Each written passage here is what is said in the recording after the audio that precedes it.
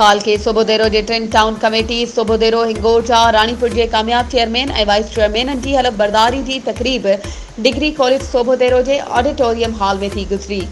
Assistant commissioner Sobhodero Shahrukh Manganhar, town committee Sobhodero जे कामयाब chairman advocate Ejaz Ahmed Khoro, vice chairman Habibullah Manganejo, town committee Ranipur के chairman Suraj Dastagir Jilani, vice chairman Fayaz Ali Shah Jilani, town committee Hingorja के chairman Syed Abbas Ali Shah लकियारी, wise chairman तस्लीम अहमद मेमन खां पंहिंजनि उहिदनि जी वफ़ादारी जो कसमनामो खणायो वियो।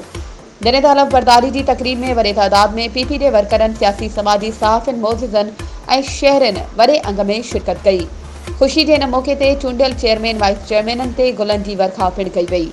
वधीक ख़बरुनि ऐं अपडेट्स जे लाइ असांजे चैनल खे सब्सक्राइब कयो ऐं हा, बेल आइकन खे प्रेस करणु न विसारिजो त जीअं असांजी हर नई अचण वारी वीडियो तव्हां ताईं पहुची सघे।